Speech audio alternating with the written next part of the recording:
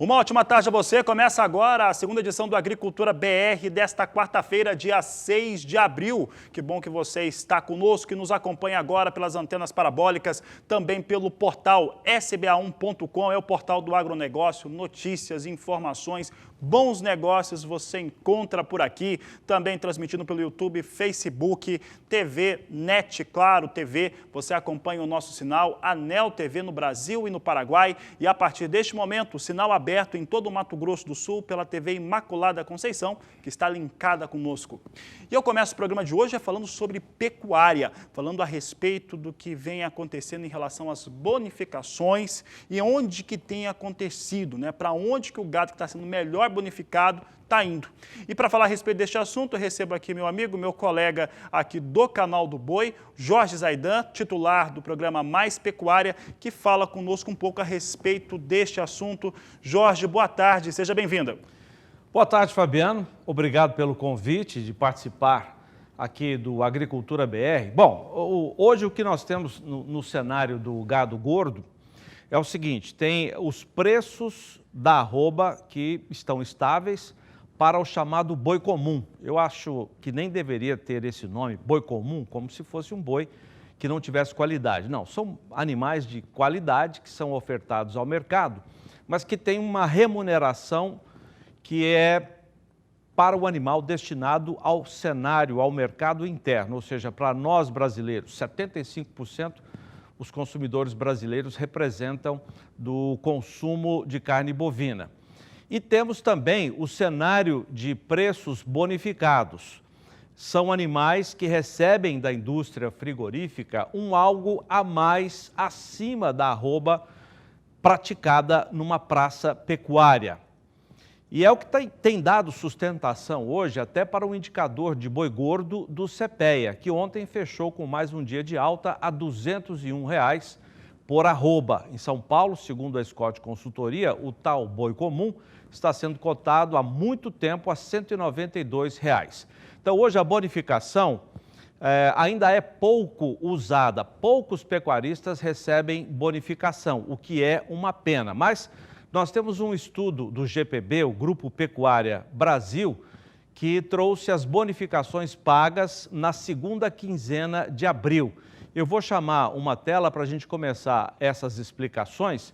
Dá uma olhada, o que nós temos é o seguinte, na segunda quinzena de abril, o preço médio de todas as praças pecuárias que informaram ao balizador. Para você que não sabe, o balizador é alimentado pelas informações do pecuarista, não da indústria frigorífica. Então, a média de preços nos estados informados ficou assim, macho 188,60, novilha 184,46 e as vacas 174,47. Vamos ver mais uma tela para mostrar que na segunda quinzena de abril foram pouquíssimas informações.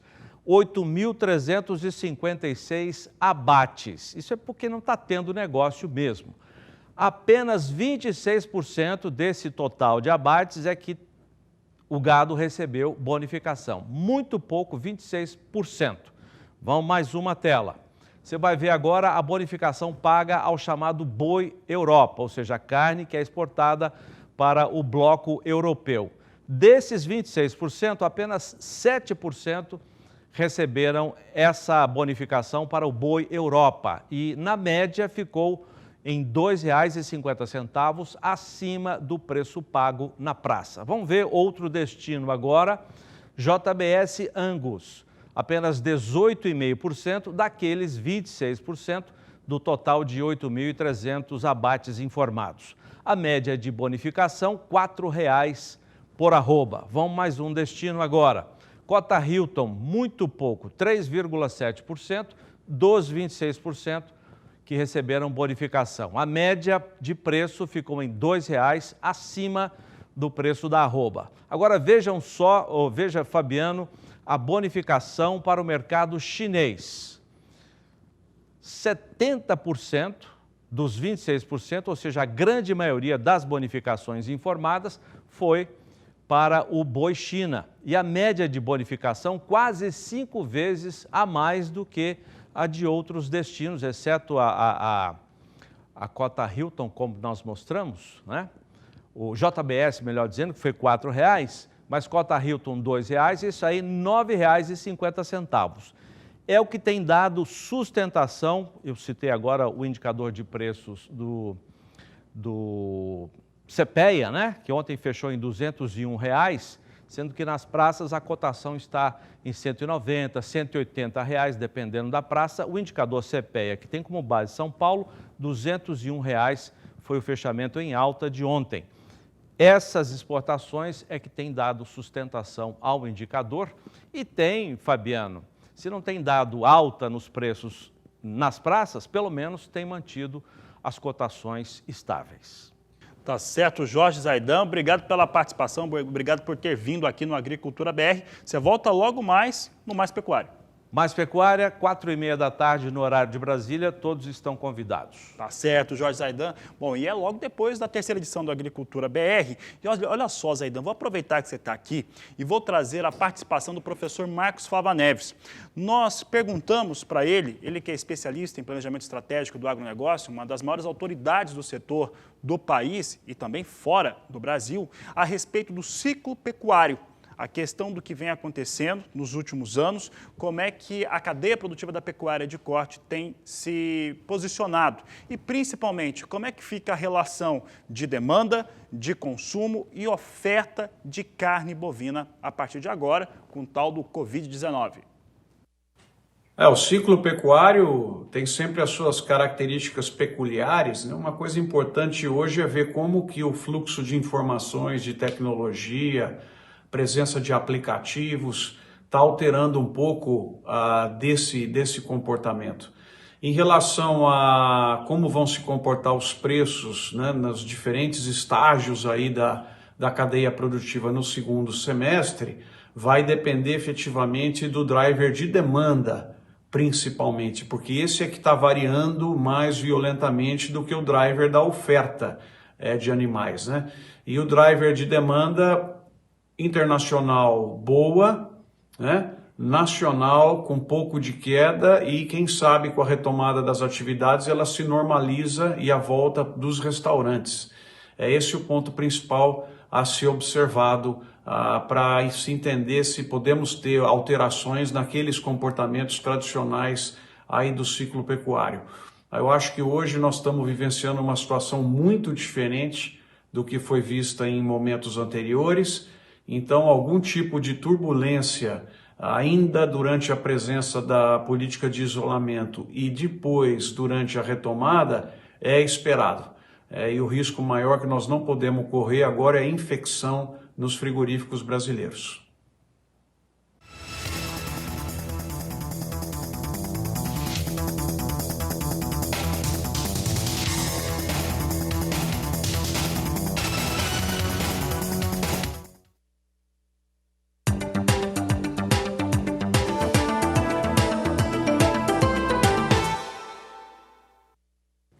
A Agricultura BR agora aborda o tema soja, cultura da soja.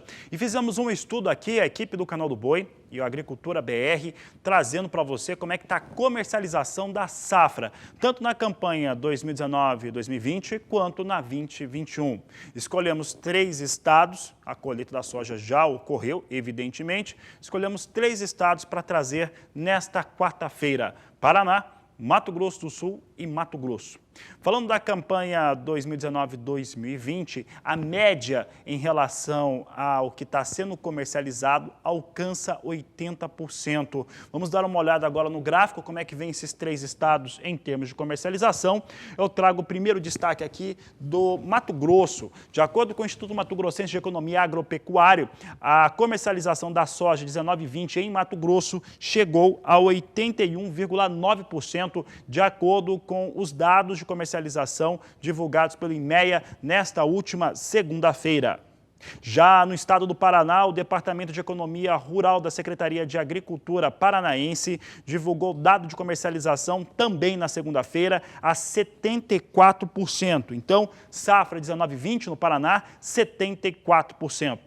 No Mato Grosso do Sul, de acordo com a Grãos Corretora, que traz diariamente as informações de cotações do Mato Grosso do Sul e portos no Agricultura BR, informa 82,4% de comercialização da soja no estado sul-mato-grossense. Destaque aí para a safra 2019-2020. Falando da safra 2021, nós vamos trazer os números do Mato Grosso e do Mato Grosso do Sul. Por quê? O DERAL só vai ter os dados de comercialização antecipada da safra 2021 a partir do próximo mês. Entretanto, apesar de não aparecerem os números aqui, as grandes cooperativas paranaenses, e lá a cooperativa é muito forte mesmo, apontam para uma comercialização de 30%.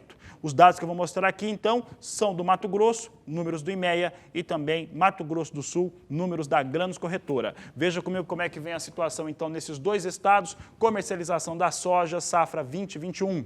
De acordo com o IMEA, o Mato Grosso atingiu 30,2% de comercialização antecipada da nova safra, que será cultivada em meados, ou estará liberado para cultivar em meados de setembro deste ano. O mesmo prazo para o Mato Grosso do Sul, que está com 34%, de acordo com os números da Grãos Corretora, em torno do que acontece com a comercialização antecipada. Média nacional também gira na casa de 30% para a comercialização antecipada da safra 2020-21, por conta principalmente de uma proteção contra o dólar mais alto e aquisição de produtos importados por parte do sojicultor brasileiro.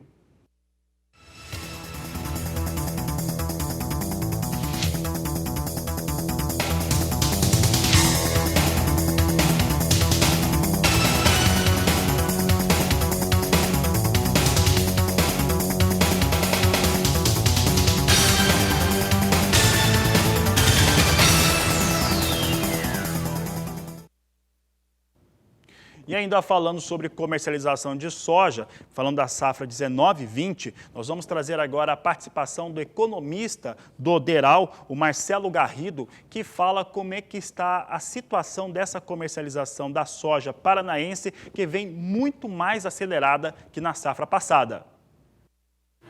A colheita da safra 2019-2020 de soja já foi encerrada no estado do Paraná. O último levantamento mensal divulgado pelo DERAL apontou que aproximadamente 20,7 milhões de toneladas de soja foram colhidas. A área cultivada ficou perto dos 5,5 milhões de hectares, assim como a produção obtida ficou em média em 3.800 quilos por hectare, mesmo com o clima seco que vem assolando as lavouras paranaenses há cerca de 10 meses. A produção recorde não foi a única boa notícia para os produtores paranaenses. As cotações têm ficado em patamares bem maiores este ano. A saca de soja foi comercializada agora no mês de abril, em média, por cerca de R$ 86.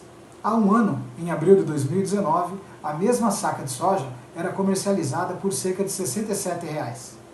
O valor deste ano está 28% superior ao do ano passado. O principal motivo que vem fazendo com que as cotações nacionais estejam altas, e consequentemente aqui no Paraná também, é a questão cambial. O dólar, acima de R$ 5,00, tem beneficiado em muito o produtor paranaense, já que a nossa soja fica muito mais atrativa para quem está comprando. BR segue falando de soja agora, mas falando de soja na Bolsa de Chicago.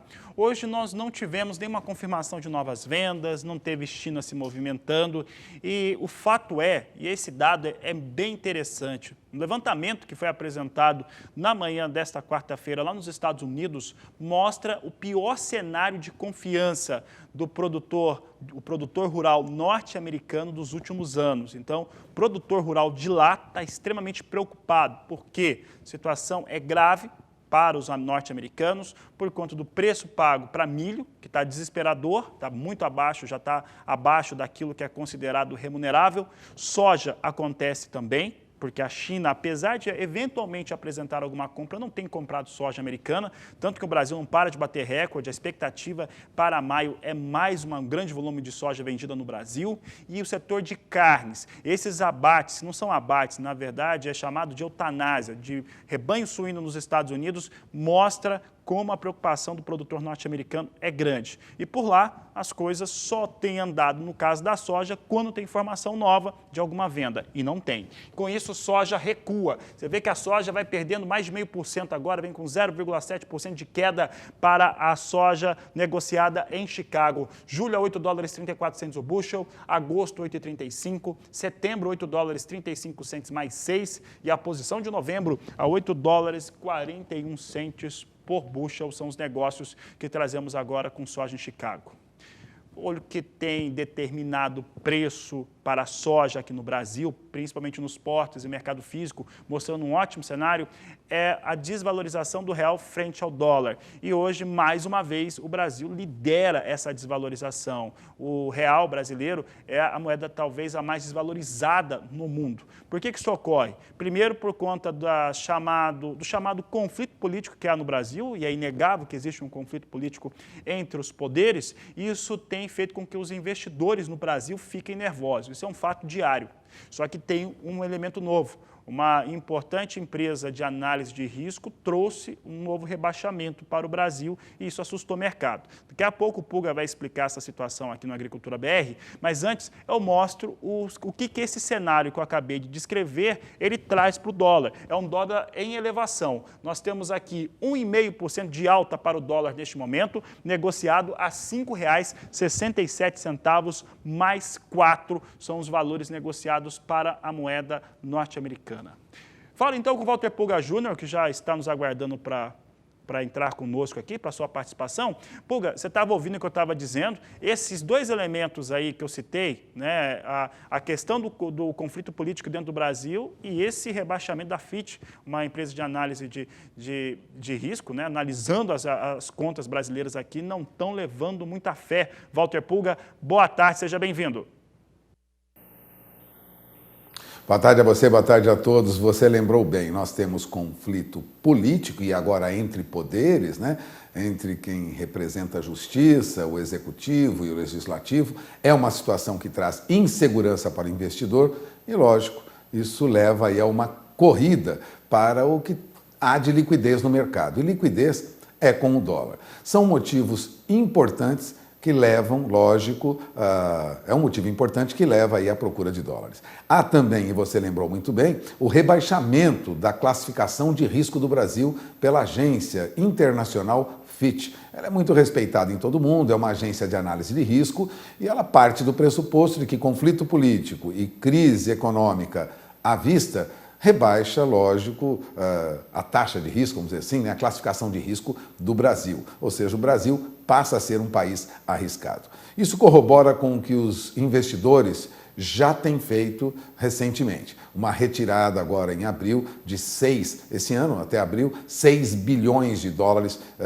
durante o mês de abril saíram do país, né, investidores. Bom, há quem diga que é investimento especulativo, de fato, mas essa fuga de dólares do Brasil para outros países tem outro motivo e que nós veremos hoje no final do dia. Mais uma vez vamos abaixar, reduzir a taxa Selic. A expectativa é de que hoje o Conselho de Política Monetária do Banco Central anuncie uma redução de mais, pelo menos 0,5 ponto percentual na taxa básica de juros, o que traria a taxa básica do país, né, a taxa Selic, de 3,75% para 3,25% ao ano. Essa é a remuneração base para os títulos brasileiros, né? É uma taxa de referência.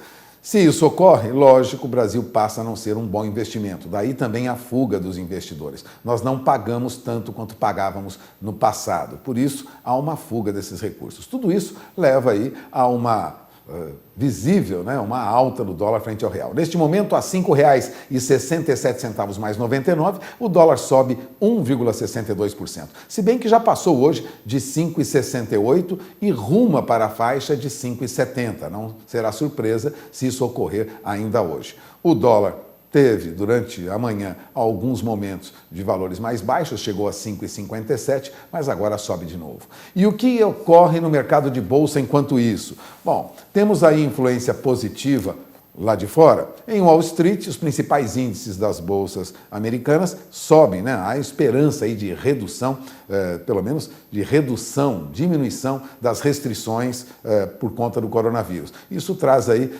índices como Standard & Poor's, Dow Jones em alta, índice Nasdaq também subia 0,88%, então temos aí algum movimento de alta, se bem que o mercado ainda procura um caminho e em alguns momentos chega a ceder. Na Europa nós temos também as bolsas já em queda, ou seja, já realizando de novo um movimento de baixa, e com isso o índice Bovespa tem um comportamento também negativo, né? Algum movimento de baixa nos Estados Unidos, embora tenhamos visto alguma recuperação em um ou outro índice, mas há aí um movimento de queda também na Europa que influencia também a nossa Bolsa. Aos 78.793 pontos, o que nós temos, Fabiano, é uma queda de 0,85%.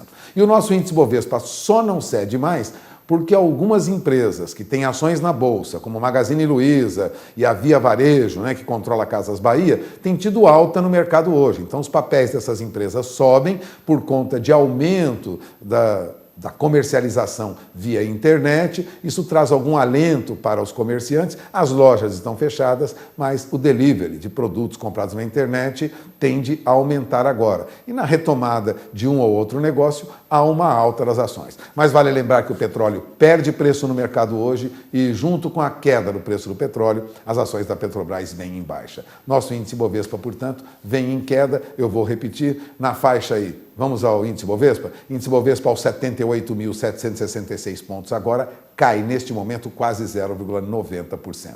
Há uma movimentação no mercado internacional também de baixa, não é surpresa que isso ocorra também no Brasil, Fabiano. A situação não é ainda confortável, apesar de algumas notícias positivas de retomada da atividade econômica fora do Brasil. É com você. Pulga, continua conosco, porque é o seguinte, o desembolso para crédito agrícola no Brasil continua em alta. Para se ter uma ideia, nos últimos 10 meses foram colocados à disposição 155 bilhões e 800 milhões de reais. A tomada de crédito por parte do produtor continua em alta. Continua por todo o agronegócio, né? E principalmente para financiamentos para industrialização. Viu, Fabiano? A demanda cresceu 69% na demanda de financiamento do agronegócio para industrialização. Foi para 9 bilhões e 800 milhões de reais. Também houve um crescimento para quem demanda, né, produtor rural ou quem atua no agronegócio, para investimento. A alta foi de 18%.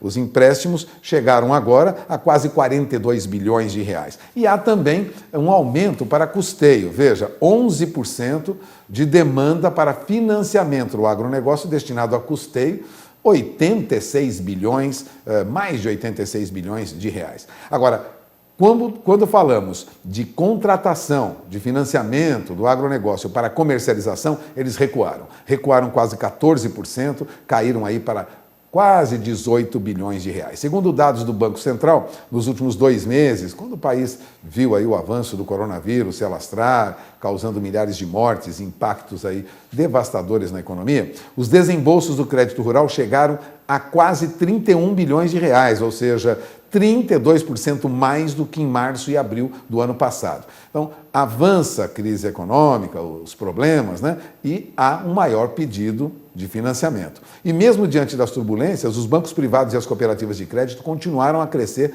nesse mercado, embora a liderança permaneça aí com bancos públicos. Bancos públicos ainda respondem por boa parte dessas contratações, né? Eles emprestam quase 83 bilhões, banco público, ou seja, aumentou aí quase 10% a demanda de bancos públicos. Entre os bancos privados, a alta foi menor, mas também há uma demanda de dinheiro dos bancos privados, aumentou 9%, foi para mais de 42 bilhões de reais. E entre as cooperativas de crédito, né, a demanda cresceu bastante, cresceu quase 16%, já se aproxima aí de 28 bilhões de reais a demanda por crédito junto às cooperativas. O Banco do Brasil ainda continua sendo responsável por boa parte disso, 42% das liberações totais foram feitas pelo Banco do Brasil.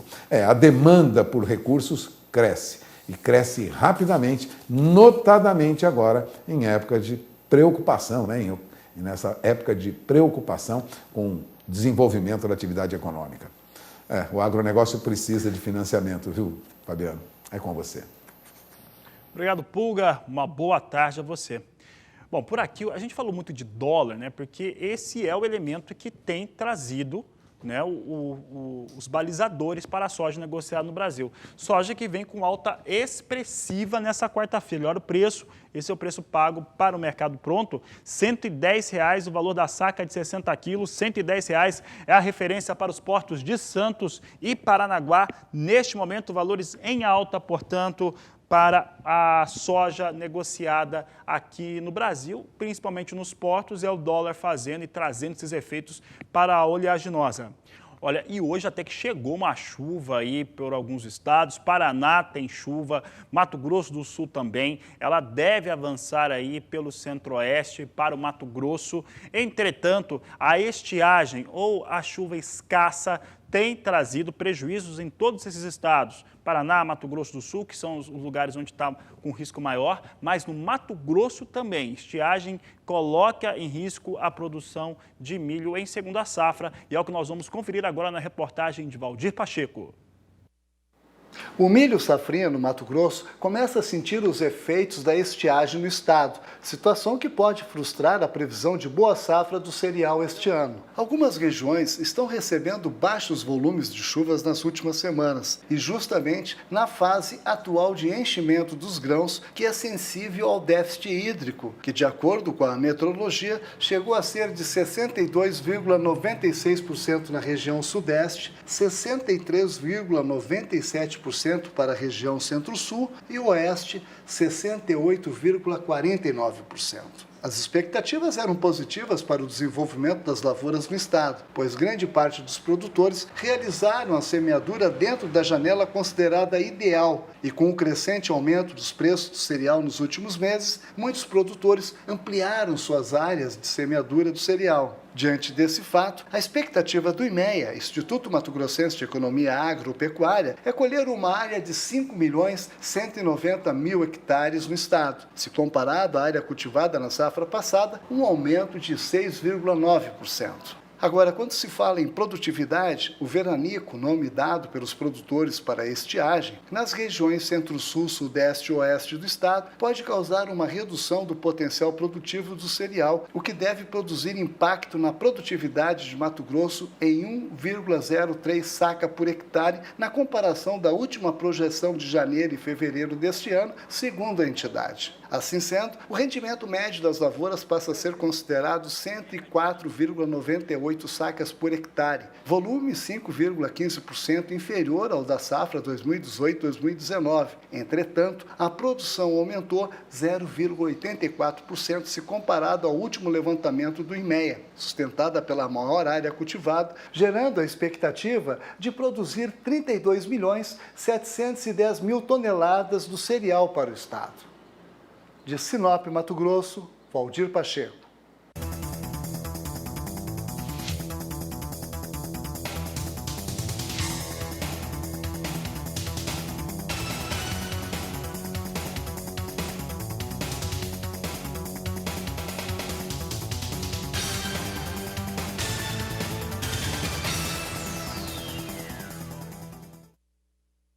A Agricultura BR agora traz para você a situação das lavouras de milho no estado do Paraná, segunda safra. Você sabe que Paraná está um dos estados que é atingido aí pelas faltas de chuvas, pela falta de precipitação chuvosa, e essa situação tem colocado em risco a segunda safra de milho em vários estados. Paraná é um deles. Vamos mostrar como é que está a situação. 100% da lavoura de milho segunda safra está cultivada e por lá, de acordo com o Departamento de Economia Rural do estado do Paraná, 61% em boas condições, 33% em médias condições, 6% em condições ruins. É o destaque aqui do Agricultura BR em relação ao fator aqui.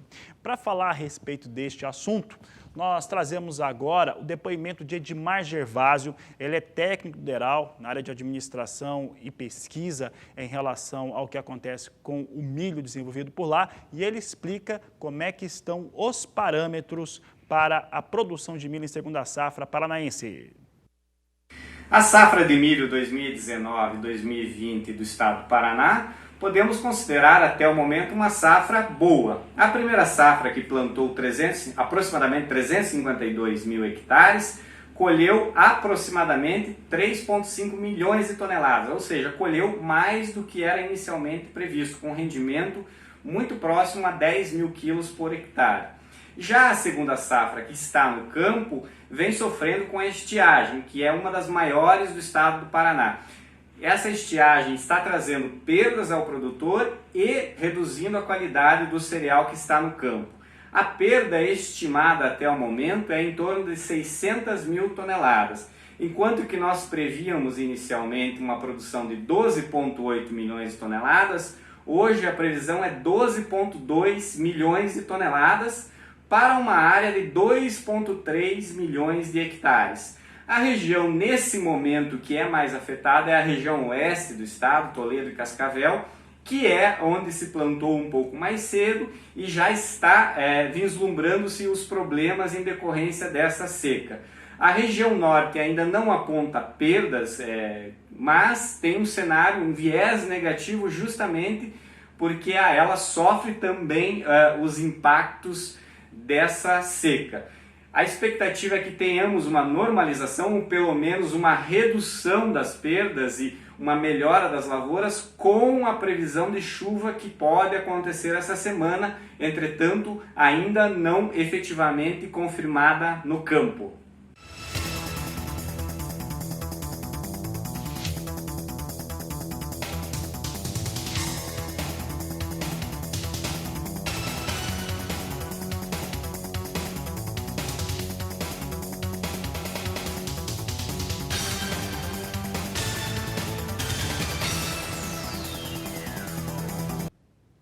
Vamos dar uma olhada agora como é que vem os negócios com café arábica negociado na Bolsa de Nova York. Hoje, mais cedo, vinham em queda. Você tem as posições negociadas comigo agora, de curto prazo. Vem perdendo um pouco mais hoje. Posição de julho vem a $1,900 mais 25 a libra peso. Setembro, $1,10 mais 50. Posição de dezembro, $1,12 mais 50 e a posição de março, $1,14 mais 30 libra peso. Apesar da queda que nós temos agora, o dólar que vinha a 5,67, minha produção está confirmando agora, no começo do programa eu trazia o dólar, compensa e compensa até bem esse recuo para o café arábica negociado na plataforma Ice Futures.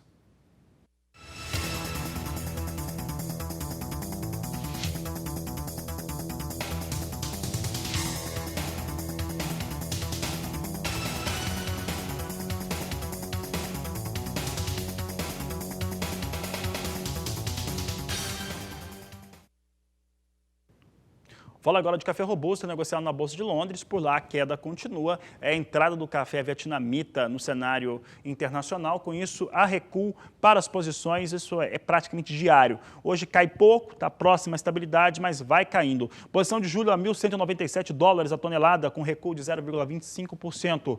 Setembro, $1.219 por tonelada, perde 0,16%. Novembro, na estabilidade, a $1.240. E janeiro de 2021, $1.259 por tonelada, com queda de 0,15%.